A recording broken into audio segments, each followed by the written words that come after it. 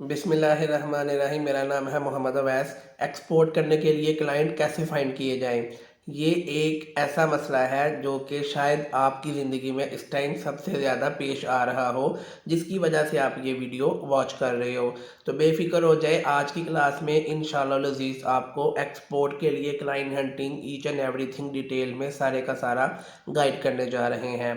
तो चलिए अल्लाह का नाम लेके आज की क्लास का आगाज़ करते हैं। अंडरस्टैंडिंग द बायर, आखिर बायर है कौन, खरीदार है कौन?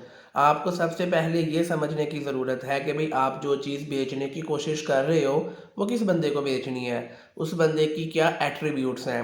मिसाल के तौर पे अगर मेरा कोई बिज़नेस है, एक फैक्ट्री है जहाँ पर मिसाल के तौर पे हम बनाते हैं, फुटबॉल बनाते हैं, तो हमारे बायर्स कौन होंगे?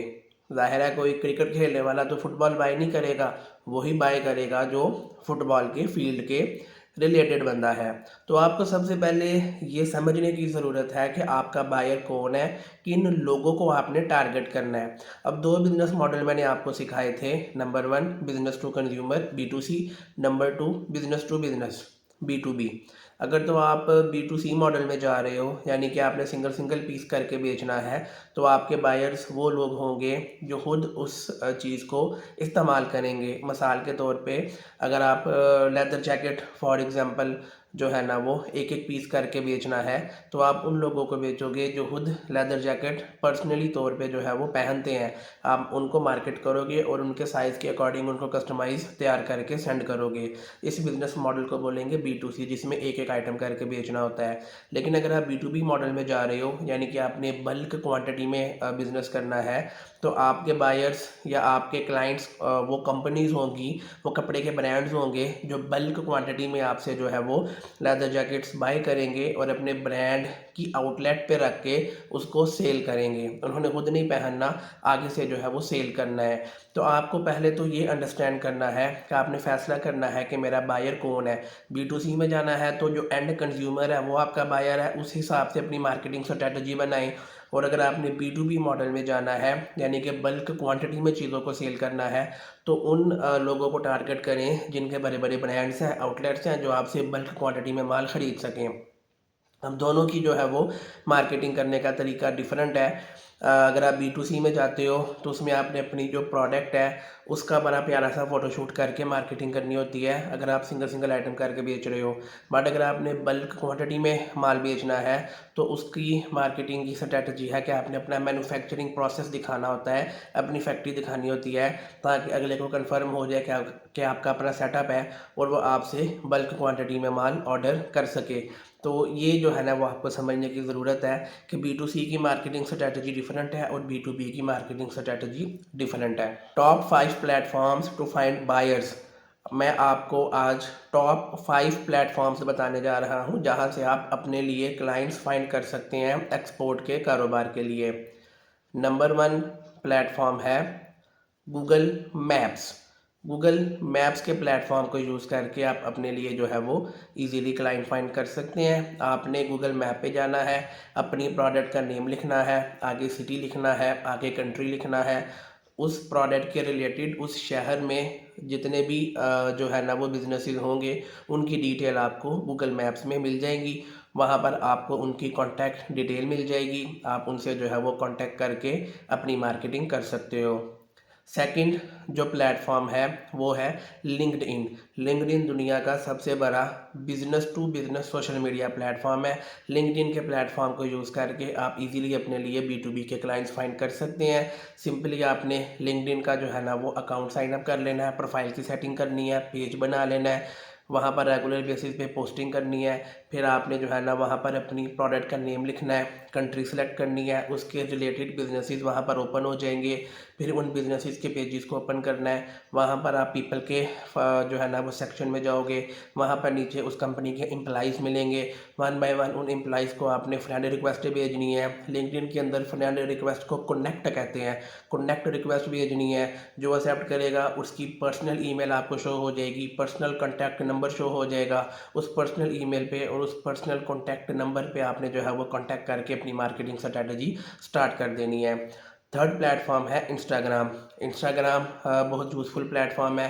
सिंपली आपने इंस्टाग्राम पे साइन अप करना है, इंस्टाग्राम का बिज़नेस प्रोफाइल बना लेना है, उसकी सेटिंग कर लेनी है। फिर इंस्टाग्राम पे अपनी प्रोडक्ट का नेम और कंट्री का नेम लिखना है। उसके रिलेटेड नीचे पोस्टें आपको नज़र आ जाएंगी, वन बाय वन उन पोस्टों को ओपन करना है और उसके अकाउंट पे क्लिक कर लेना है। वो अकाउंट पे जाके उस अकाउंट की बायो में की जो है ना वो कंपनी की कॉन्टैक्ट डिटेल आ जाएगी।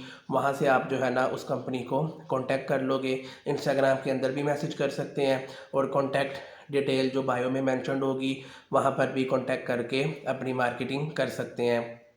नंबर 4 का वाला जो प्लेटफॉर्म है वो है सर्च इंजन मार्केटिंग, यानी कि गूगल सर्च इंजन। गूगल पे जाएंगे तो वहाँ पे जाके सबसे पहले आपने नीचे राइट साइड पे सेटिंग्स के टैब को क्लिक करना है।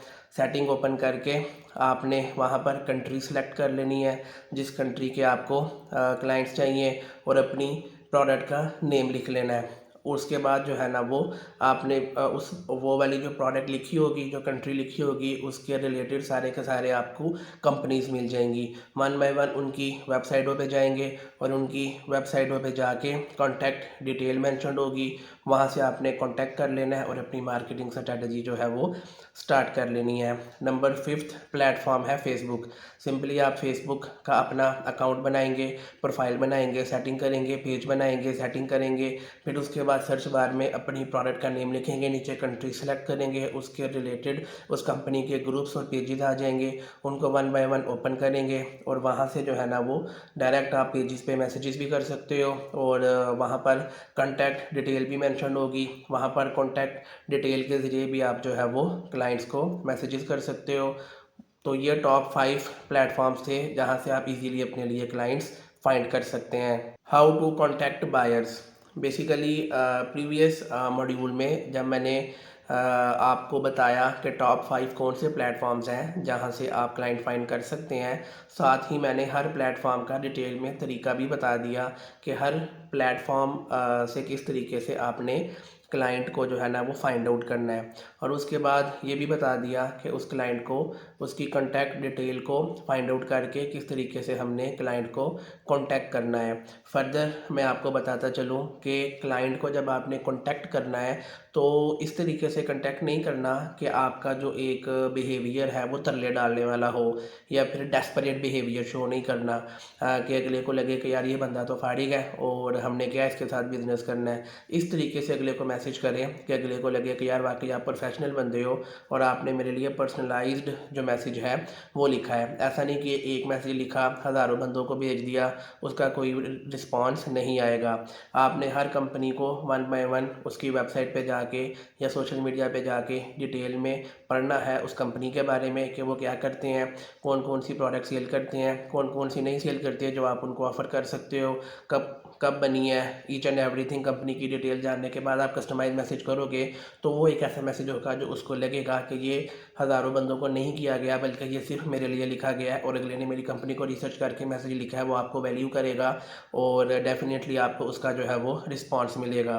तो बायर को जब भी कंटेक्ट करना है कॉपी पेस्ट मैसेजेस करके नहीं करना, प्रॉपर एक बिज़नेस अपॉर्चुनिटी के तौर पे मैसेज करना है कि हम आपको ये चीज़ ऑफ़र कर सकते हैं। आप जो है ना मिसाल के तौर पे एक कंपनी है जो फुटबॉल सेल करती है और आपका स्पोर्ट्स वेयर का काम है, तो आप फुटबॉल कंपनीज़ को या क्लब्स को कांटेक्ट करके बोलोगे भी जो लोग आपसे फुटबॉल ख़रीदते हैं वो फुटबॉल की किट भी आपसे ख़रीदना चाहेंगे, तो आप अपनी कैटलॉग में अपनी वेबसाइट में फ़ुटबॉल की किट भी ऐड करें, हम आपको प्रोवाइड करते हैं। इस तरह अगले को बिज़नेस अपॉर्चुनिटी मिलेगी, वो आपसे इंप्रेस भी होगा, कॉन्टैक्ट बैक भी करेगा और आपसे बाय भी करेगा। Marketing strategies for exporters. काफ़ी मार्केटिंग स्ट्रेटजीज़ मैं आपको प्रीवियस मॉड्यूल्स में बता चुका, मज़ीद कुछ मैं आपको बताता चलूँ। देखिए मार्केटिंग का सिंपल सा तरीका है कि आपने जो है ना वो अगले को इस तरीके से चीज़ ऑफ़र करनी है कि अगले को लगे कि अगर वो बाय करेगा तो उसका ही फ़ायदा है, नुकसान नहीं है। और अगर बेचने वाले को लगे कि आप तरले डाल रहे हो, डेस्परेट हो, आपके पास कोई काम नहीं है, free sample free sample free sample की आपने डाटे लगाई हुई है, तो अगला समझ जाएगा कि ये बेचारा नया नया बंदा है मार्केटिंग में, तो इसको कोई ख़ास जो है ना वो नॉलेज नहीं है, इसके साथ हम बड़े लेवल पे काम नहीं कर सकते। बड़ा ही आपने प्रोफेशनल बन के मार्केटिंग करनी है, फिर आपको क्लाइंट मिलेगा। और जो मैंने आपको प्लेटफॉर्म बताए, जो मैंने आपको कांटेक्ट करने का तरीका बताया और जो स्ट्रेटजीज़ बताई, आप उसको फॉलो करोगे तो डेफिनेटली आपको एक ना एक दिन क्लाइंट मिल जाएगा। अगर इससे काम नहीं बनता तो आप एडवर्टाइजमेंट वाला सिस्टम स्टार्ट कर सकते हैं, आप पेड एड्स लगा सकते हैं। उससे तो 1 घंटे के बाद ही जो है ना वो क्लाइंट के मैसेजेस आना स्टार्ट हो जाते हैं। Attend trade fairs and exhibition. अब ये क्या चीज़ होती है, डिफरेंट डिफरेंट कंट्रीज़ में डिफरेंट डिफरेंट ड्यूरेशन में डिफरेंट डिफरेंट प्रोडक्ट कैटेगरीज़ के रिलेटेड एग्जीबिशंस लगती हैं। अगर आपके पास 4 पैसे अवेलेबल हैं तो आप किसी कंट्री में जाके वहाँ पर ट्रेड फेयर या एग्जीबिशन ज्वाइन कर सकते हैं। वहाँ पर डायरेक्ट आपको जो है वो क्लाइंट्स मिलेंगे और क्लाइंट फाइंड करने का ये दुनिया का नंबर 1 और बेस्ट तरीका है। लेकिन ज़ाहिर है इसमें बहुत ज़्यादा इन्वेस्टमेंट रिक्वायर्ड होती है। छोटी इन्वेस्टमेंट के साथ आप क्या कर सकते हो कि लाहौर एक्सपो सेंटर में चले जाएं। वहाँ पर रेगुलर बेसिस पे जो है वो इंपोर्ट एक्सपोर्ट के हवाले से, बिजनेसिस के हवाले से एग्जीबिशन लगती है। वहाँ पर स्टॉल बुक करके अपनी प्रोडक्ट को डिस्प्ले कर सकते हैं। वहाँ से भी आपको B2B के फॉरेन बायर्स जो है वो मिल सकते हैं। अगर ये भी नहीं कर सकते तो फिर फ़िलहाल इस चीज़ को सीख लें, और सीखने के बाद जब 4 पैसे आ जाएँ तो आपने लाजमी ट्रेड फेयर या एग्जीबिशंस में जाना है। वहाँ से आपको वेरीफाइड कंफर्म्ड जो है ना वो क्लाइंट्स मिलेंगे। तो जब आपके पास 4 पैसे हों तो आपने इस चीज़ को लाजमी तौर पे करना है। Common mistakes to avoid. Number 1, copy paste messages. ये मैं पहले भी बता चुका कि अगर आप एक मैसेज लिख के हज़ारों बंदों को सेंड करोगे तो कस्टमर इंस्पायर नहीं होगा। इसको बोलते हैं कॉपी पेस्ट मैसेजेस। ये चीज़ आपने कभी भी नहीं करनी, वरना क्लाइंट नहीं मिलेगा। नंबर 2, पुअर इंग्लिश और स्पेलिंग मिस्टेक्स। अगर आपके क्लाइंट के मैसेज जो आपने क्लाइंट को फॉरवर्ड किया है उसमें अगर इंग्लिश की लैंग्वेज ठीक नहीं है या स्पेलिंग मिस्टेक है तो भी आप प्रोफेशनल नहीं लगोगे। और अब तो वैसे भी जो है ना वो ऑनलाइन AI के टूल आ चुके हैं। ChatGPT उसके लिए बेस्ट है। आप उसको मैसेज लिख के सेंड करो उर्दू में, वो आपको उसकी इंग्लिश ट्रांसलेशन दे देगा। ChatGPT नहीं यूज़ करना था तो गूगल ट्रांसलेट का अपना टूल है, वहाँ पर आप उर्दू में मैसेज लिखो, वो आपको इंग्लिश में ट्रांसलेट कर देगा। स्पेलिंग मिस्टेक का भी रौला ख़त्म हो जाएगा और जो ग्रामेटिकल मिस्टेक्स हैं वो भी जो है ना वो उसका भी इशू सॉल्व हो जाएगा। थर्ड है अनप्रोफेशनल फ़ोटोज़ या फेक सैंपल्स। अगर आप अपनी प्रोडक्ट की जो फ़ोटोज़ हैं वो सही तरीके से खींच के नहीं भेजेंगे या फिर आप सैंपल्स दाएं बाएं से उठा के भेजेंगे तो भी आपको क्लाइंट नहीं मिलेगा। अब ज़ाहिर सी बात है, मैं आपको अपनी मिसाल देता हूँ। मेरा यूट्यूब चैनल है, मैं अपना एक कंटेंट क्रिएट करता हूँ, आप लोग उसको वॉच करते हो। मैं किसी और का कंटेंट अपने यूट्यूब चैनल पे लगाऊंगा तो आप जो है ना वो मुझे वैल्यू नहीं दोगे कि इस बंदे का तो अपना कुछ है ही नहीं, दूसरे की वीडियोज़ उठा के लगा रहा है। ऐसे ही आपने जब जो है ना फ़ोटोशूट करना है, पहले अपने सैंपल तैयार करवाने हैं, उन सैंपल्स की फ़ोटोज़ वीडियोज़ आपने बनानी है, वो सोशल मीडिया पे लगानी है, वो क्लाइंट को भेजनी है। उसके बाद क्लाइंट इंस्पायर होगा। अगर आप एक सैंपल भी तैयार नहीं करवा सकते तो फिर डेफिनेटली आपके लिए एक्सपोर्ट करना बहुत मुश्किल होगा। ज़ाहिर है एक्सपोर्ट एक कारोबार है और ये कारोबार पैसे मांगता है। तो सैंपल तैयार करवाना कोई लाखों रुपए की इन्वेस्टमेंट नहीं है। थोड़े से पैसों में आप सैंपल तैयार करवा सकते हैं। और अगर सैंपल के पैसे नहीं हैं तो सिंपल सी बात है कि आप डेली बेसिस पे पैसे जोड़ना शुरू करें और जिस दिन पैसे इकट्ठे हो जाएं सैंपल अपना तैयार करवाएं। आपकी कंपनी के नाम का, आपका ऊपर ब्रांड का लोगो लगा हो, आपका अपना डिज़ाइन हो, एक प्रॉपर सैंपल हो, उस सैंपल की फ़ोटोज़ खींचे, वीडियो खींचे, क्लाइंट को लाइव वीडियो में दिखाएं, वो क्लाइंट को फॉरवर्ड करें। वो चीज़ आपको क्लाइंट ढूंढ के देगी। नेट से दूसरी कंपनीज़ की फ़ोटोज़ और वीडियोज़ उठा के अपने सोशल मीडिया पे लगा देना या क्लाइंट को भेज देना, ये अनएथिकल है और इलीगल भी है। मैं ये कभी भी रेकमेंड नहीं करता। आपने जो है ना वो अपने पैसे लगा के सैंपल्स तैयार करवाने हैं, ज़्यादा नहीं तो 1 पीस तो तैयार करवा ही सकते हैं। और वो सैंपल्स को फिर यूज़ करके मार्केटिंग करनी है, फिर आपको क्लाइंट मिल जाएगा। अगर आप कहते हो कि मेरी जेब में 1 रुपया भी नहीं है, मैं कैसे सैंपल तैयार करवाऊँ, तो फिर उसका यही सलूशन है कि आप रोज़ाना जितने पैसे जोड़ सकते हो जोड़ो, एक गल्ला ले लो, ठीक है। रोज़ाना जितने पैसे सेविंग कर सकती हो करो, महीना लगे, साल लगे, 2 साल लगे, जब इतने पैसे इकट्ठे हो जाएं कि आप एक सैंपल तैयार करवा सकें तो अपना सैंपल तैयार करवा के मार्केटिंग और एडवर्टाइजिंग करनी है। किसी और की प्रोडक्ट की फ़ोटोज़ वीडियोज़ उठा के काम नहीं चलेगा। आप कह सकते हो मुझे कि सर लोग करते हैं, तो मैं यही कहूँगा कि करने वाले बहुत सारे काम करते हैं लेकिन हर काम एथिकल और लीगल नहीं होता। अब आपने हज़ारों रुपए लगा के सैंपल तैयार करवाया और कोई बंदा फ्री में आपके सैंपल की फ़ोटो उठा के अपने सोशल मीडिया पे लगा ले, तो क्या आपको अच्छा लगेगा? नहीं लगेगा। ये अनएथिकल भी है, इल्लीगल भी है। आप उस पे केस भी कर सकते हो कि उसने आपका कंटेंट जो है ना वो कॉपीराइट का, आप उस पे केस कर सकते हो। कोई आप पे केस कर सकता है अगर आप किसी की फ़ोटो वीडियो उठा के लगाओगे।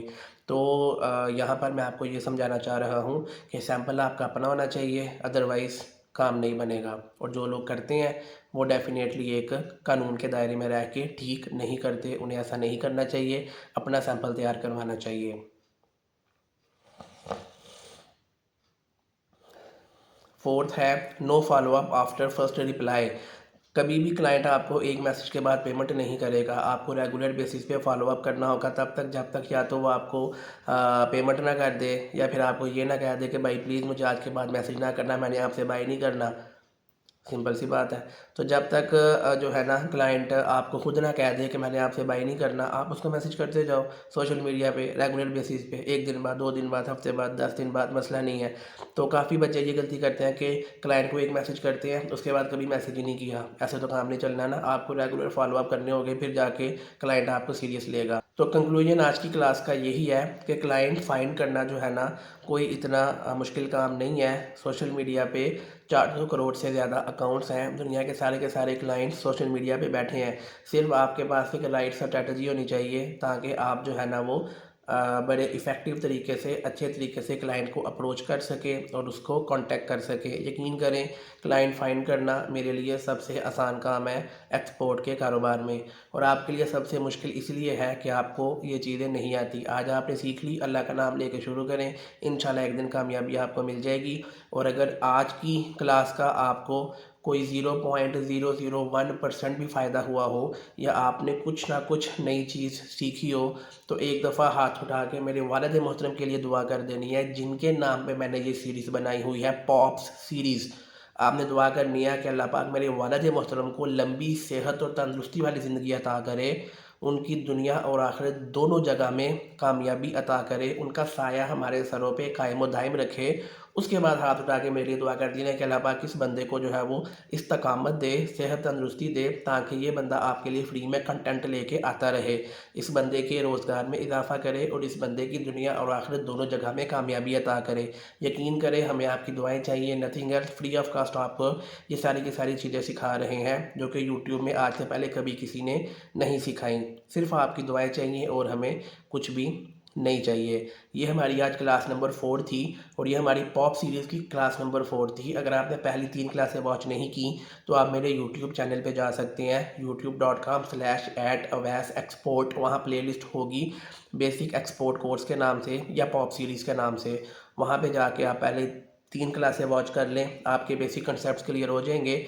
ये क्लास 4 है, इसके बाद आगे जो है ना वो क्लास 5-6 जो है वो चलता रहेगा। इंशाल्लाह ये हमारी 12 रबीउल अव्वल की निस्बत से टोटल 12 क्लासें आनी हैं, और एवरी संडे रात को 9 बजे हमारी न्यू क्लास अपलोड होती है। जब ये 12 अपलोड हो जाएंगी तो ये कोर्स हमारा जो है ये कंप्लीट हो जाएगा। तो पॉप सीरीज़ में हम बेसिकली क्या सिखा रहे हैं, इंपोर्ट एक्सपोर्ट की जो बेसिक्स हैं वो आपको क्लियर करने की कोशिश कर रहे हैं, ताकि आप जो है ना वो घर बैठे अपना इंपोर्ट एक्सपोर्ट का कारोबार स्टार्ट कर सकें। जिस दिन कारोबार आपका स्टार्ट हो गया, हाथ उठा के दोबारा से मेरे लिए दुआ कर देनी है। और अगर कभी सियालकोट चक्कर लगे तो मेरे लिए मिठाई ज़रूर ले आनी है।